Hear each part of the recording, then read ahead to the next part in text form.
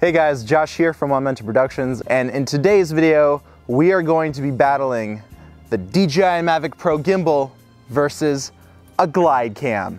Who will win? Stay tuned. So I don't know if you guys have seen this, but the DJI MAVIC Pro has its own handheld rig that you can find on eBay or Amazon.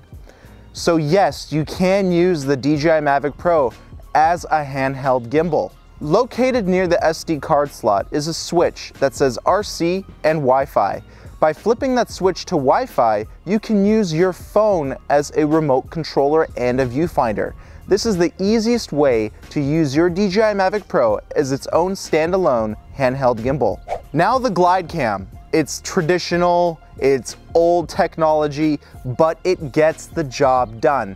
And by using a GLIDECAM like this, you can use basically any camera you wish. A pro camera for that matter, such as the Sony a7S. If the GLIDECAM interests you, go ahead and click on this video here and I'll show you how a GLIDECAM works. However, this thing is just based on 3-axis gimbal technology, manual, no batteries here. It all has to do with experience level. Now with the DJI MAVIC Pro, you have a 3-axis gimbal right here. It's electronic, so you don't have to do much. You just have to hold it, walk, or run around. However, there are some techniques I do recommend when using a gimbal like a 3-axis electronic one. Click on this link to find out more. So the DJI MAVIC Pro camera has a 3-axis brushless gimbal along with a 28mm lens, which means on my Sony a7S, I'm also going to be using a 28mm lens. This will make sure that our test is a lot more accurate. 2 different cameras using both the same focal length. Let's get started. If we take a look at the GLIDECAM footage, it looks pretty good. Sometimes I have issues leveling the horizon, sometimes I have issues with panning, but overall, the look is good and steady. Wind, however, plays a huge factor in getting the best shots possible when using a GLIDECAM. You don't have electronic computers or electronic motors that automatically adjust to your current weather conditions. But when we look at the DJI MAVIC Pro, you will see how amazing the gimbal behaves and how steady it keeps the shots, even during pans and turns.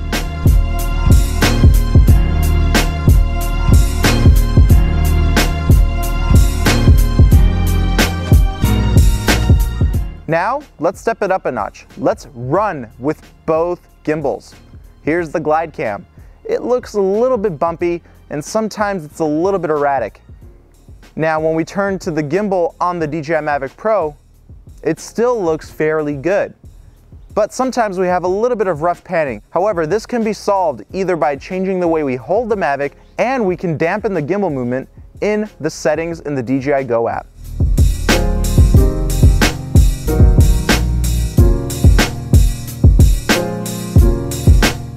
Now, what are the probabilities that I choose shooting on my DJI MAVIC Pro instead of a Sony a7S and a GLIDECAM? The probabilities are very low.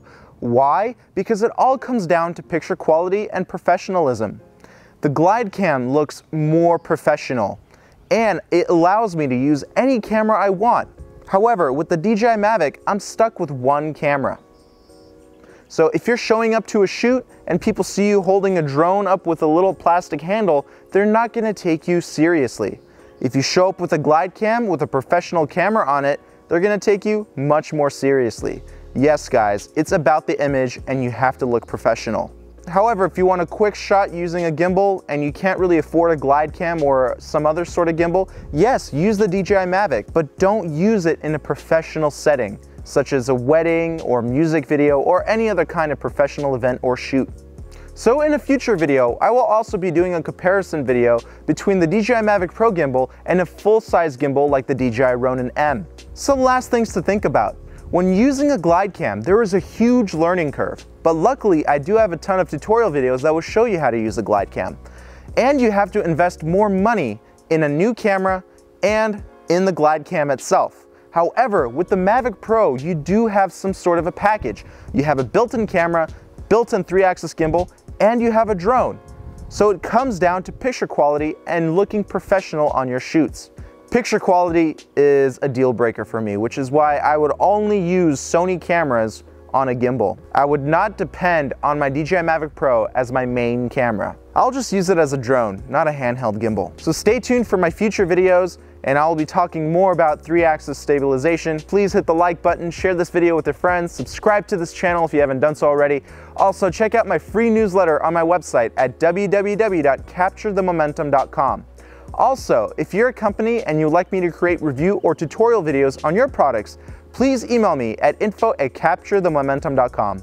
I'll talk to you soon. Thanks for watching. Bye-bye.